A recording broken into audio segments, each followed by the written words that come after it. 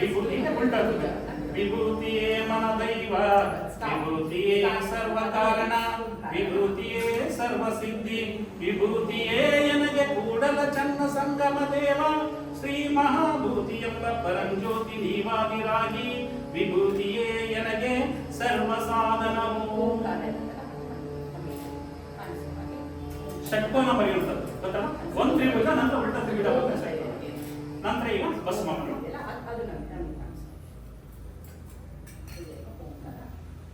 ಭಸ್ಮ ಮುಂದೆ ನಮ್ಮ ಬೆರಳುಗಳಾಗಿ ನಿಮ್ಮ ಇದಕ್ಕೆ ಹಾಕಬೇಕು.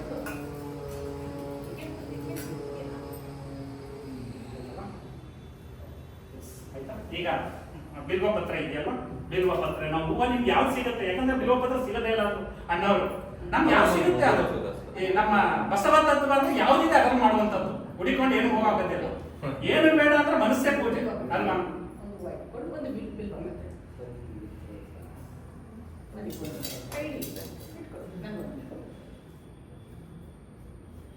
ಬಿಲ್ವಪತ್ರೆಯನ್ನು ನಾವು ಹಾಕ್ಬೇಕಾದ್ರೆ ಸಾಮಾನ್ಯವಾಗಿ 3 ದಳ ಇದೆಯಾ ಅಂತ ನೋಡ್ಕೋಬೇಕು. 3 ದಳ ಇರುವಂತಹ ಬಿಲ್ವಪತ್ರೆಯನ್ನು ನಾವು ಹೊಂದಿಸಬೇಕು. ಓಂ ಶ್ರೀ ಗುರು ಬಸವಲಿಂಗಾಯ ನಮಃ. ಓಂ ಶ್ರೀ ಗುರು ಬಸವಲಿಂಗಾಯ ನಮಃ.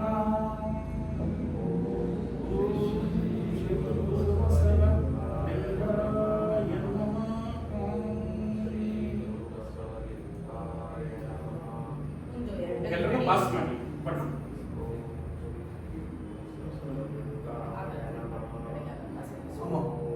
ಯಾರು ಹೇಳ್ತಾರೆ ಮುಂದೆ ಮುಂದೆ ಕೈ ಚಾಚಿ ಕೈ ಚಾಚಿ ಕೈ ಚಾಚಿ.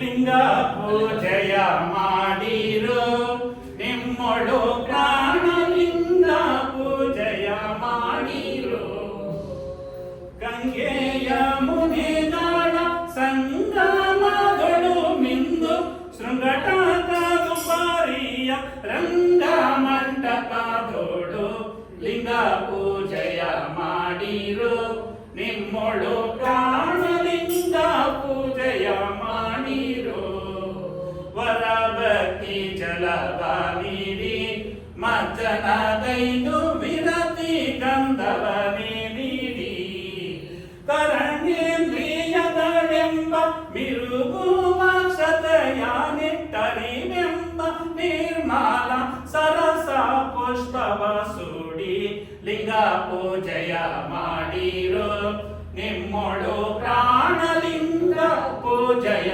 ಮಾಡಿರೋ ಹರುಷವೆಂಬುವ ಧೂಪವ ಸಮರ್ಪಿಸಿ ಪರಬಿಂದು ರುಚಿ ದೀಪವ ನಿರದೆತ್ತಿ ಪರಿಪೂರ್ಣ ನೈವೇದ್ಯವನ್ನು ಮಾಡಿ ಮೇರೆ ಮಾತೃ ಗುಣವೆಂಬ ವರತಾಂಬೂಲವ ಕೊಟ್ಟು ಲಿಂಗ ಪೂಜೆಯ ಮಾಡಿರೋ ನಿಮ್ಮೊಳು ಪ್ರಾಣ, ಲಿಂಗ ಪೂಜೆಯ ಮಾಡಿರೋ ಕರದಿಷ್ಟ ಲಿಂಗವಿದೆ ಶರೀರದೊಳು ಪರವಸ್ತು ತಾನಾಗಿದೆ ಒಳ ಹೊರಗೆರಡೆನ್ನ ಅರಿದವನೇ ಮೀರಿ ಗುರು ಸಿದ್ಧನಂದ್ರಿಯೊಳ್ ಬೆರದೆ ಕಮಯವಾಗಿ ಲಿಂಗ ಪೂಜೆಯ ಮಾಡಿರೋ ನಿಮ್ಮೊಳು ಪ್ರಾಣ, ಲಿಂಗ ಪೂಜೆಯ ಮಾಡಿರೋ. ಓಂ ಶ್ರೀ ಗುರು ಬಸವಲಿಂಗಾಯ ನಮಃ.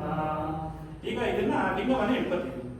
ಲಿಂಗವನ್ನ ಇಟ್ಕೊಂಡಾಗ ಲಿಂಗ ನಮ್ಮ ಕಣ್ಣಿಗೆ ಕಾಣಬೇಕು, ಎಲ್ಲ ಮುಚ್ಚಿಬಿಡಲ್ಲ. ಸುಮ್ಮನೆ ಬೇರೆ ಸ್ವಾಮೀಜಿಗಳೆಲ್ಲ ಏನ್ ಮಾಡ್ಬಿಡ್ತಾರೆ, ಎಲ್ಲ ಹೂವೆಲ್ಲವನ್ನ ಹಾಕ್ಬಿಟ್ಟು ಲಿಂಗವನ್ನೇ ಕಾಣದಂಗೆ ಮಾಡ್ಬಿಟ್ಟಿರ್ತಾರೆ.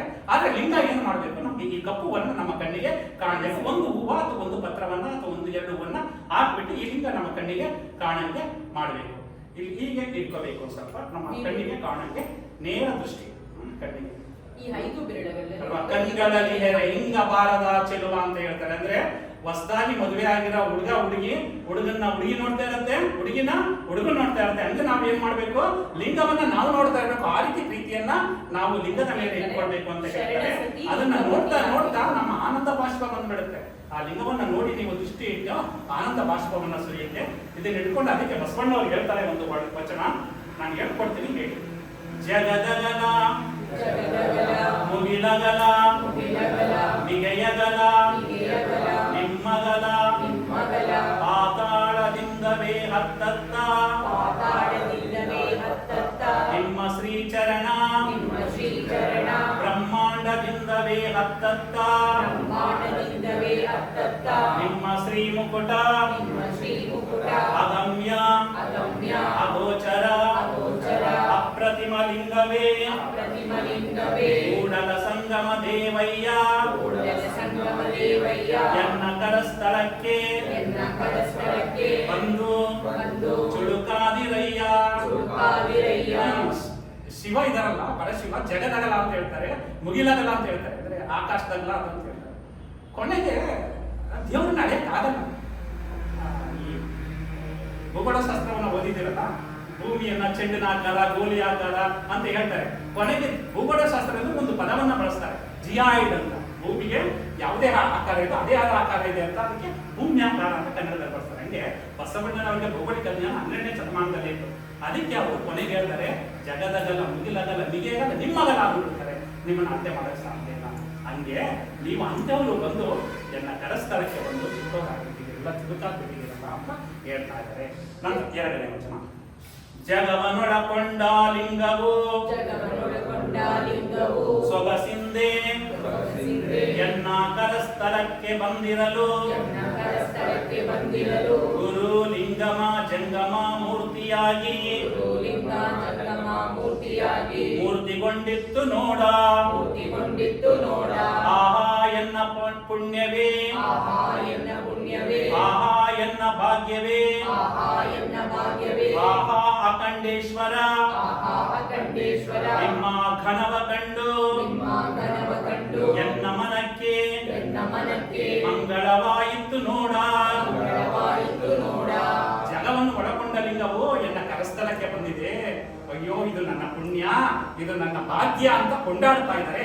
ಅಂತ ಇಷ್ಟಲಿಂಗವನ್ನು ನಾವು ಇವತ್ತು ಎಳೆದುಕೊಂಡಿದ್ದೀವಿ. ಇನ್ನು ಸರ್ವಜ್ಞರು ಹೇಳ್ತಾರೆ, ಲಿಂಗಕ್ಕೆ ಕಡೆ ಇಲ್ಲ, ಲಿಂಗಕ್ಕೆ ಕಡೆ ಇಲ್ಲ, ಲಿಂಗಿಲ್ಲದೆಡೆ ಇಲ್ಲ, ಲಿಂಗಿಲ್ಲದೆಡೆ ಇಲ್ಲ, ಲಿಂಗದೊಡು ಜಗವು ಲಿಂಗದೊಳು ಜಗವು ಅಡಗಿವುದು ಅಡಗಿವುದು ಸರ್ವಜ್ಞ. ಸರ್ವಜ್ಞ. ಲಿಂಗಕ್ಕೆ ಕಡೆ ಇಲ್ಲ, ಲಿಂಗಕ್ಕೆ ಎಡೆ ಇಲ್ಲ ಅಂತ ಅರ್ಥ ಮಾಡೋದಕ್ಕೆ ಸಾಧ್ಯ ಇಲ್ಲ. ಅಂತ ಲಿಂಗವು ಜಗದೊಳಗೆ ಆಗಿದೆ, ಅಂದ್ರೆ ಆ ಜಗವೇ ಲಿಂಗದಲ್ಲಿ ಅಡಗಿದೆ. ಅಂದ್ರೆ ಲಿಂಗ ಮಧ್ಯೆ ಜಗತ್ ಸರ್ವಂ ಅಂತ, ಲಿಂಗ ಮಧ್ಯದಲ್ಲಿ ಜಗತ್ತೇ ಎಲ್ಲ ಅಡಗಿದೆ ಅಂತ ಹೇಳ್ತಾರೆ. ಅಂತ ಇಷ್ಟಲಿಂಗ ಪೂಜೆಯನ್ನು ನಾವು ಮಾಡ್ತಾ ಇದ್ದೀವಿ. ಇಷ್ಟು ಸಾಕು ಅನ್ಸುತ್ತೆ, ಯಾಕಂದ್ರೆ ಸಮಯ ಇದ್ರೆ ನಾವೆಲ್ಲ ವಚನಗಳು ಅವು ಹೇಳ್ಕೊಂಡು ಹೋಗ್ಬೋದು. ಇಷ್ಟಲಿಂಗ ಪೂಜೆಯನ್ನ ಮಾಡಿಕೊಂಡು ನಾವು ದಿನ ಆದ್ರೆ ನಿಮ್ಗೆ ಎಷ್ಟಾಗುತ್ತೆ ಅಷ್ಟು, ಎಲ್ಲಾ ಟೈಮು ನಾವು ಈ ರೀತಿ ನಿಧಾನವಾಗಿ ಮಾಡೋಕ್ಕಾಗಲ್ಲ. ಎಷ್ಟಾಗುತ್ತೆ ಅಷ್ಟು ನೀರನ್ನ ಹಾಕಿ ಒಂದು ವಿಭೂತಿಯನ್ನ ಹಾಕಿ ನಮಃ ಶಿವಾಯ ಗುರು ಬಸವ ಅಂತ ಹೇಳಿದಾಗ 5 ನಿಮಿಷ ಆಗುತ್ತೋ 10 ನಿಮಿಷ ಆಗುತ್ತೋ ನಿಮ್ಮ ದಿನದ ನಿತ್ಯ ಸಮಯ. ಕಾರ್ಯಕ್ರಮಗಳು ಹೇಗಿರುತ್ತೆ ಆ ರೀತಿಯಲ್ಲಿ ಮಾಡಿ. ನಮ್ಗೆ ಹೇಗಾಗುತ್ತೆ ಆಗ ಮಾಡುತ್ತೆ ಬಸವ ತತ್ವ. ಕೆಲವು ನಿಯಮ ಇರುತ್ತೆ, ಹಿಂಗೆ ಮಾಡಬೇಕು, 12 ದಿನನೇ ಪೂಜೆ ಮಾಡಬೇಕು, 20 ದಿನ ಪೂಜೆ ಮಾಡಬೇಕು, ಊಟನೇ ಮಾಡಬೇಕು ಆಗಿದೆ. ನಮ್ಮ ಬಸವ ತತ್ವದ ಹಂಗಿಲ್ಲ, ನಮ್ಮ ಮನಸ್ಸು ಮೆಚ್ಚಂಗ್ ಮಾಡೋದು. ಇಲ್ಲಿ ಭಕ್ತಿಯೇ ಅಲ್ವಾ? ಸಾಧನ. ಅಲ್ವಾ? ಮೇಲೆ ಅಪ್ಪ ಮೆಚ್ಚಂಗಲ್ಲ, ಗಂಡ ಮೆಚ್ಚಂಗಲ್ಲ, ಅಮ್ಮ ಮೆಚ್ಚಂಗಲ್ಲ, ಯಾರು ಮೆಚ್ಚಂಗೆ? ನಮ್ಮ ಮನಸ್ಸು ಮೆಚ್ಚಂಗ ಅಲ್ವಾ? ನಮ್ಮ ಮನ ಮೆಚ್ಚೋ ಪೂಜೆವೇ ಇದು ಇಷ್ಟಲಿಂಗ ಪೂಜೆ. ಈಗ ಆಯ್ತಲ್ಲ, ಈಗ ಒಂದು ಭಸ್ಮವನ್ನ ತಗೊಂಡು 5 ಬೆರಳುಗಳಲ್ಲಿ ವಿಭೂತಿಯನ್ನು ತಗೋಬೇಕು. ಒಂದು ವಸ್ತ್ರ ತಗೊಳ್ಳಿ, ವಸ್ತ್ರದ ಕೆಳಗಡೆ ಹಿಂಗೆ ಹಿಂಗೆ ಹಿಂಗೆ ಭಸ್ಮ ತಗೊಂಡಲ್ಲ, ವಸ್ತ್ರ ಇದೆಯಲ್ವಾ ಇದೆಯಾ? ಆ ವಸ್ತ್ರದ ಕೆಳಗಡೆ ಬೇರೆ ಬಟ್ಟೆ ಇದ್ರೆ ಸೇರಿ ನಿಮ್ಮ ಸೇರಿದಲ್ಲಿ ಹಿಂಗೆ ಸೇರಿದಲ್ಲಿ ಹಿಂಗೆ ಮಾಡಿ ಅದೇನೆ ಇಟ್ಕೊಂಡು ಲಿಂಗವನ್ನು ಹಂಗೆ ಸರಿ ಆಯ್ತಲ್ಲ. ಎಷ್ಟು ಎತ್ತರ ಇದೆ? ಈಗ ನಿಮ್ಗೆ ಎಷ್ಟಾಗುತ್ತೆ ಅಷ್ಟಲ್ಲ. ನಿಮ್ಗೆ ಎಷ್ಟು? ಕೆಲವರು 54 ಸಲ ಅಂತಾರೆ, 108 ಸಲ ಅಂತಾರೆ, ಕೆಲವರು 1000 ಸಲ ಮಾಡ್ತಾರೆ. ಅದನ್ನ ಇಟ್ಕೊಂಡು ನಮಃ ಶಿವಾಯ ಗುರು ಬಸವ ಮನ್ಸ ನಮಃ ಶಿವಾಯ ಗುರು ಬಸವ. ನಿಮ್ಗೆ ಎಷ್ಟು ಸಲ ಆಗುತ್ತೆ ಅಷ್ಟು ಸಲ? 18 ಸಲ, ಕಣ್ಣನ್ನ ಮುಚ್ಚಬಾರದು. 48 ಸಲ, ನಮ್ಮಲ್ಲಿ ಕಣ್ಣು ಮುಚ್ಚಲ್ಲ. 20 ಸಲ ಆಗುತ್ತೆ. ಏನು ಅನಿಮಿಷ ದೃಷ್ಟಿಯಿಂದ, ಅನಿಮಿಷ ದೃಷ್ಟಿ ಅಂದ್ರೆ ಅರ್ಧ ಕಣ್ಣು ಮುಚ್ಚಿರಬೇಕು, ಅರ್ಧ ಕಣ್ಣು ತೆರೆದಿರಬೇಕು. ಆ ರೀತಿ ಅನಿಮಿಷ ದೃಷ್ಟಿಯಿಂದ ಲಿಂಗವನ್ನೇ ನೋಡ್ಕೊಂಡು ನಮಃ ಶಿವಾಯ ಗುರು ಬಸವ.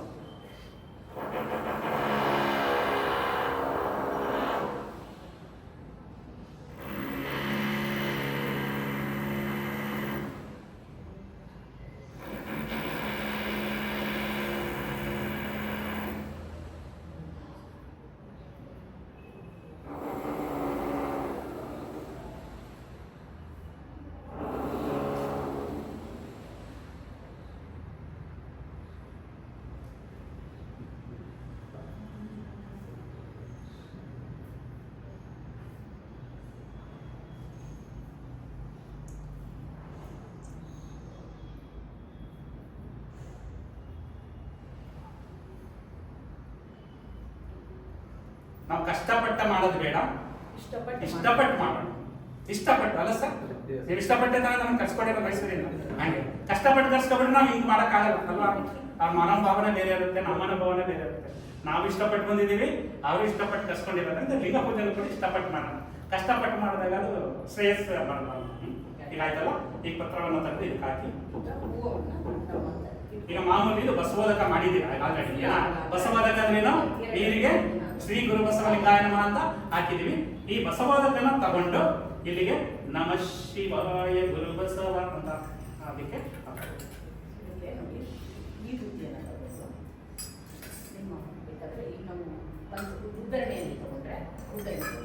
ಮತ್ತೆ ಮಾಡಿರೋದ್ರಿಂದ ಆಯ್ತಲ್ಲ ಸರ್? ಹಿಂಗಿತ್ತಲ್ಲ ಆಯ್ತಾ? ನೀರು ತಗೊಂಡ್ರ ಈಗ ಇದನ್ನ ಈಗ ಇಲ್ಲಿ ಹಿಂಗೆ ತುದಿಗೆ ಇಟ್ಕೋಬೇಕು. ಹಿಂಗೆ ನೀರು ಹಾಕೊಂಡ್ರ ನೀರು ಹಾಕೊಂಡ್ರೆ ಇದರಲ್ಲಿ ಇದು ಮಾಡ್ಬಾರ್ದು. ಅದು ಹಿಂಗೆ ಇಟ್ಕೊಂಡು ಇದನ್ನು ನಾವು ಲಿಂಗೋದಕ ಸೇವೆ ಮಾಡೋದು ಅಮೃತ ಕುಡ್ದಂಗೆ ಆಗುತ್ತೆ. ಅನುಭವಿಸಿ, ಅದನ್ನ ಅನುಭವಿಸಿದಾಗ ಗೊತ್ತಾಗುತ್ತೆ. ಮಾಡ್ತಾ ಮಾಡ್ತಾ ಅಮೃತ ಸಮಾನ ಅದು. ಆಗ ಇದನ್ನು ಹಾಕೊಂಡ್ರೆ ಇದನ್ನು ಒರೆಸ್ಕೊಂಡು ನಮ್ಮ ಮುಖ ಎಲ್ಲ ಒರೆಸ್ಕೊಂಡು ಮುಖದ ಕಾಂತಿ ಇನ್ನೂ ಹೆಚ್ಚಾಗುತ್ತೆ. ಇದನ್ನು ಒಡ್ಕೊಂಡು ಹೋಗ್ತಾ ಇದ್ದ ನಮ್ಮ ಮುಖದ ಕಾಂತಿ ಏನಾಗುತ್ತೆ? ಹೆಚ್ಚಾಗುತ್ತೆ. ಯಾವುದೇ ಕೆಲಸ ಮಾಡೋದಕ್ಕೂ ಸ್ಫೂರ್ತಿ ನೀಡುತ್ತೆ.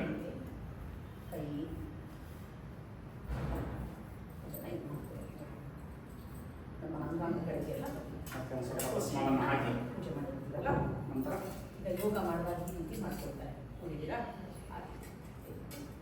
ಈಗ ಮತ್ತೆ ಇನ್ನೊಂದು ಇದಾದ ಮೇಲೆ ಭಸ್ಮವನ್ನು ಹಾಕೈತಲ್ಲ, ಮತ್ತೊಂದು ವಸ್ತ್ರ ಇದೆ ನಿಮಗೆ.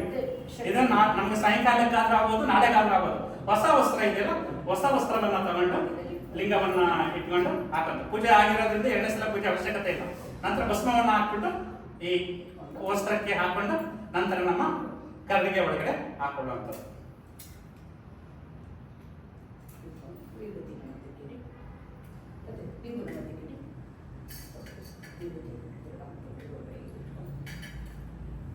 ಪೂಜೆ ಎಲ್ಲ ಸಂಪೂರ್ಣ ಆಯಿತು. ಪೂಜೆ ಆದ್ಮೇಲೆ ಇದನ್ನು ಕಣ್ಣಿಗೆ ಕುತ್ಕೋಬೇಕು. ಇಲ್ಲಿ ನೋಡಿ, ಸ್ವಲ್ಪ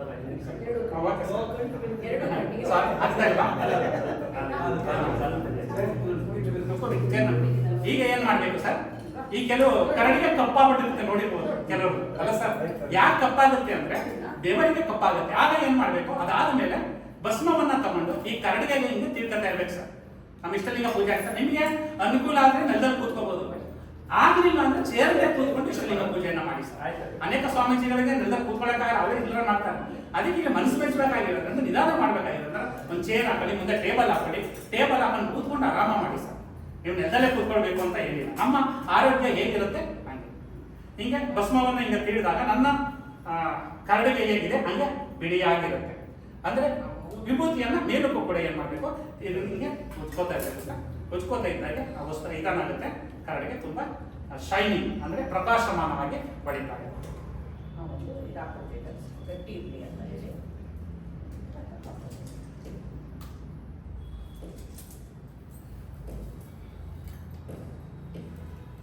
ಈ ಇಷ್ಟಲಿಂಗ ನೀರಿದೆಯಲ್ಲ ಅದನ್ನ ಎಲ್ಲ ಒಂದು ಕಡೆ ಹಾಕೋಬಿಟ್ಟು ಮನೆಗೆ ಪ್ರೋಕ್ಷಣೆ ಮಾಡಿದಾಗ, ಯಾಕಂದ್ರೆ ಆ ದೇವರ ಒಂದು ಉದಕ ಅದು ಎಲ್ಲ ಕಡೆ ಮಾಡಿದಾಗ ಇನ್ನೂ ಕೂಡ ಶ್ರೇಯಸ್ಸು